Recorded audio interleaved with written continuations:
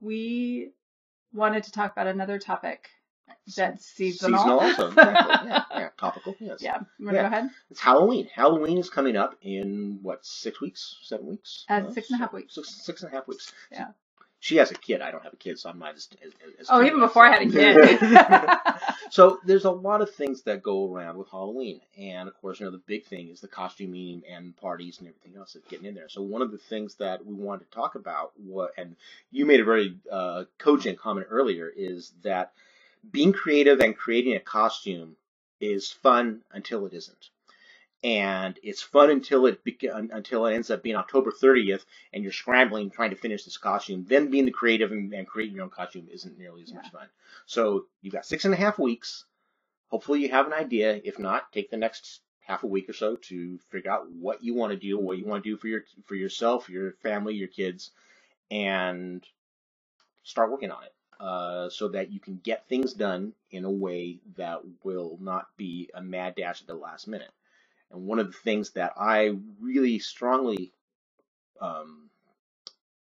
put forth is really try to, if you're going to make your own costume or even if you're going to buy one, try and pick things that are multi-purpose. We don't need a disposable to increase the disposable economy. Buying something that you're going to use once and then never use again, that just isn't a good use of your resources, your time, and your money. So try and pick things that if you do other costume events, see what you can borrow and go do that. We do a whole lot of playing. We love getting dressed up. Our groups do a whole lot of playing different types of costume events. So we can put together different costumes from different periods just by grabbing here and there. Bits, yeah. But even if you don't, try and pick something that you can use for something else. All right. Yeah.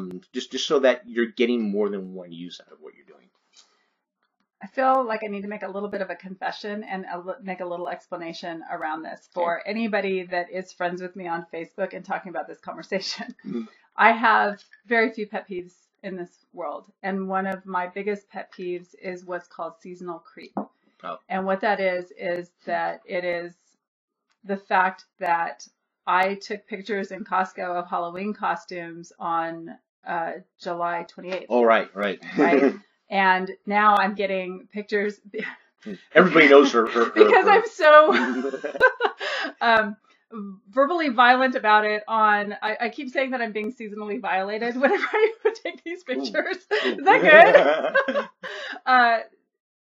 Because I've been so prolific in talking about this and taking pictures. Again, the Halloween candy I took pictures of 5 weeks ago, right? So all of my friends from all over the U.S.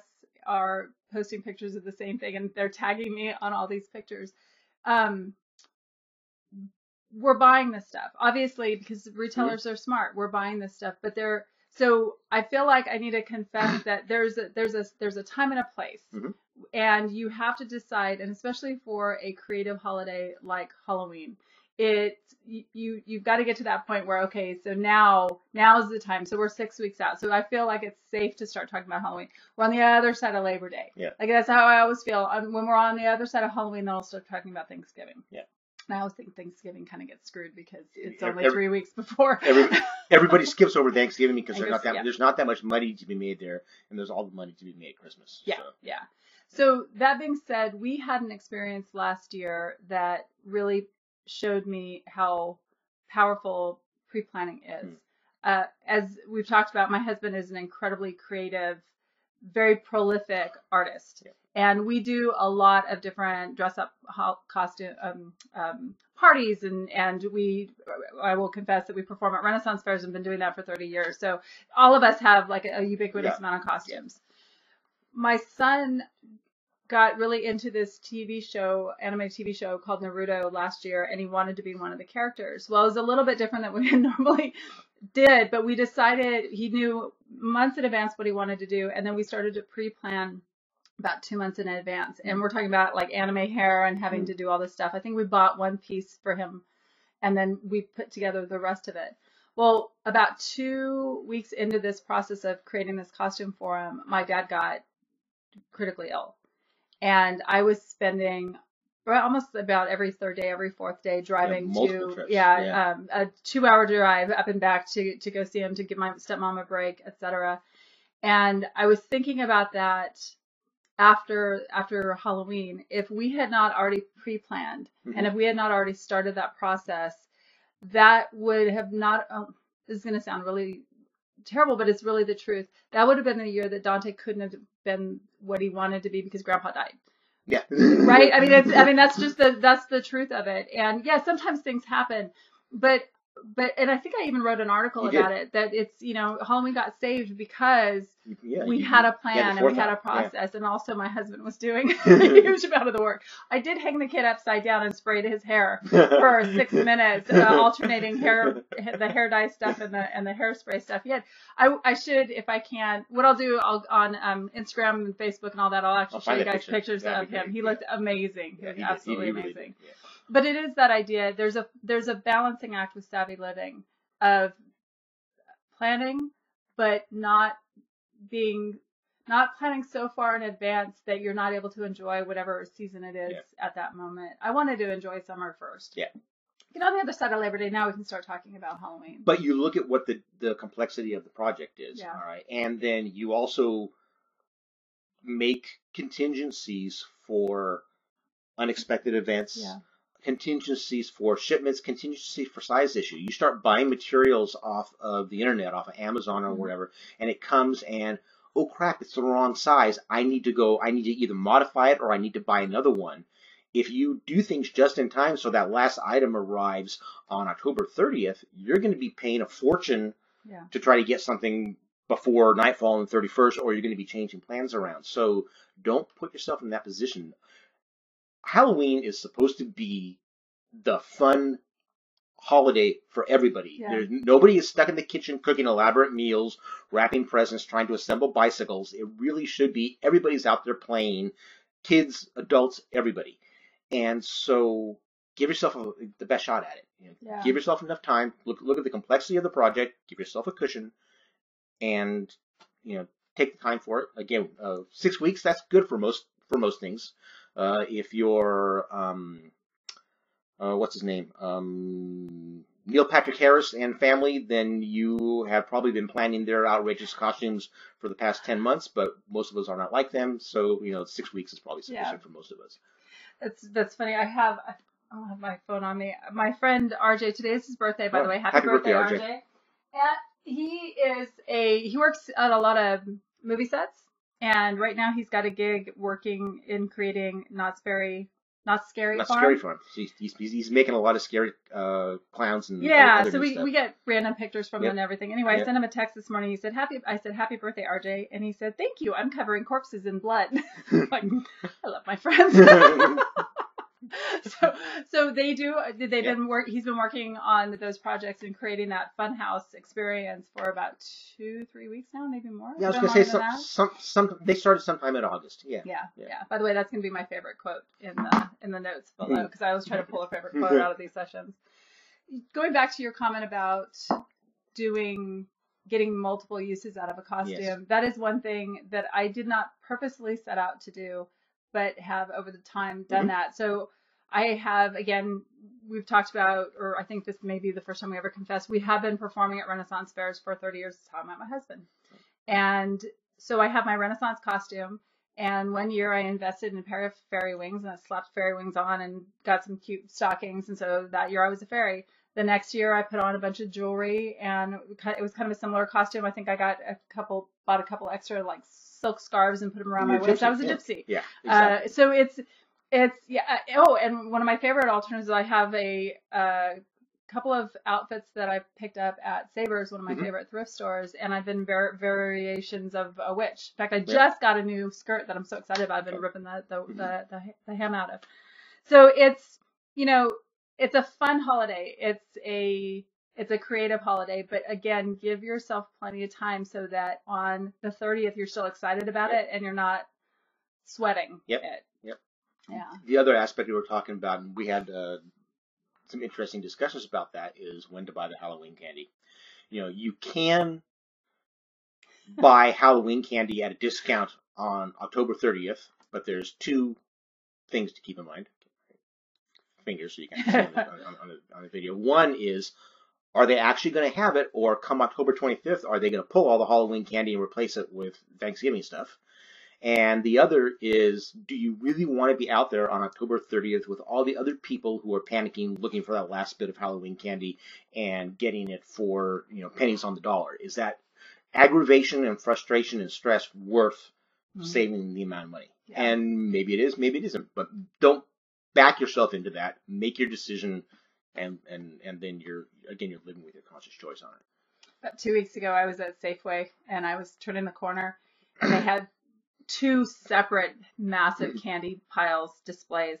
And this woman reached out to put her hand to go grab one, and in my head, I'm like, don't do it!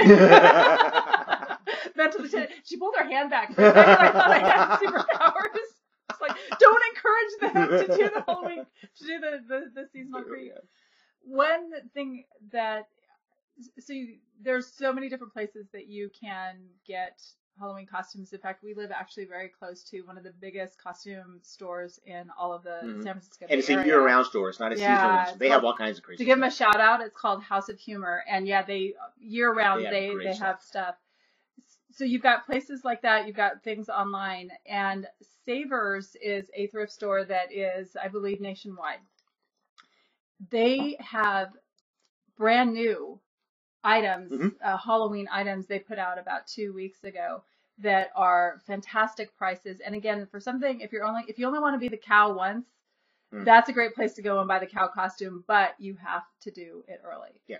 So speaking of, I found a hat there that I need to actually go back and get for my steampunk costumes. I'm telling you, we're dressing up like every other weekend. But it's fun. It's fun, exactly. Yeah, it's creative. Exactly. Yeah. Now, what if you don't? We only have a few more minutes. What if you're not crazy clothes horses like we are? You can still look for things that you can buy that, again, kind of your idea of like, all right, I have a fairly, peasanty, blousey kind of blouse and a skirt. I put some scarves on it. I'm a gypsy. Rest of the year, I can wear those scarves with something else, and I can actually get some use out of it. That peasanty blouse, I can use that for some boho, when I'm going somewhere. So you don't have to think only in terms of, the only time we ever get dressed up is Halloween. No, we all wear clothes all the time. So you can look at things and just kind of have an idea of, this can be used for a purpose for this, and then you can also use it in your regular life in little bits and pieces and stuff, and just get more use out of things than throwing it in the closet and forgetting about it for a year. I'm realizing just how much we dress up. So our Dickens costumes, which are Victorian, there's a lot of pieces that you can wear every day. A lot of really lovely items. Yeah. You're seeing a side of us that I'm not sure that we really expected to. I don't know if we're going to record this one and put it on YouTube. No, it's all good stuff. And I had a thought and I just lost it, talking about costumes and pieces. Oh, one of the first articles I ever wrote for the Savvy Life. This is actually when it was still a print magazine. It was Budget Savvy. It was on fun, last minute, inexpensive costumes. And it was the idea is you go to a thrift store, you spend $10-15 on the equivalent of a prom dress or a bridesmaid's dress, right? Yep. And you just make a sash for yourself. And this is a female costume or male costume, what the heck? And you write something like Miss, so it would be like Miss Universe, right? But instead you could write Miss and then interpretation or Miss. So you can get clever with things like that. I actually just realized, again, this was a Halloween costume 3 years ago. I dressed up as a suffragette. So it was a bit of my Victorian costume, but I made a suffragette right to vote. That was my favorite costume. So I think that got good stuff. Now I feel like we need to do a photo montage of 30 years of costumes. The fun thing about this, though, and this particular topic, is you get to see a side of us. I think I fear sometimes that people think that it's all about just saving money and not doing things. It's like, no, it's about, we want to have fun. It's about making, delicious food on a weekend and drinking a nice bottle of wine with it and really savoring that particular moment. It's about having costumed events to go to and the creativity around that. And it's really, truly, whether you're making a costume, you're holding a party or whatever it is, it's just so much more enjoyable when you're purposeful around that, because it is easy to go off the rails time-wise or money-wise. And that especially happens when everything is last minute. And then you're just throwing money at it. Just throw money to solve the problems. And then after the event, and you Yeah. realize, oh, yeah, was that worth it? Did I have that good of a time? Yeah. Yeah. So with that, I think that we're about ready to I wrap think up. so. Yeah. Yeah. The usual close, come and visit us at thesavvylife.com. You can email us at melissa@thesavvylife.com or kevin@thesavvylife.com. We're on there's all the regular social medias, Facebook, Instagram, Twitter. We will upload this video, despite what you may hear onto YouTube. If you do watch this on YouTube, please do like and subscribe. Share it with anybody that you think would find it interesting. Yeah. And if you go to our website, there's a button to click to sign up for the list, and that is a weekly newsletter that we send out. It has articles in it, and also 3 actionable items to do, tasks to do, that will help you really lead a savvy life. These are very practical, applicable actions to do. A lot of times we talk a lot about philosophies and theory and stuff. These things are real things you can do that will help you right now to lead a better savvy life. And it's free. Give us your email address, and we will put you on our list, and you'll get that newsletter every week. Okay. And with that, we are back next week, and that is going to be September 19th. Yep. Hope to see you then. Thanks so much for joining us. Bye. Bye.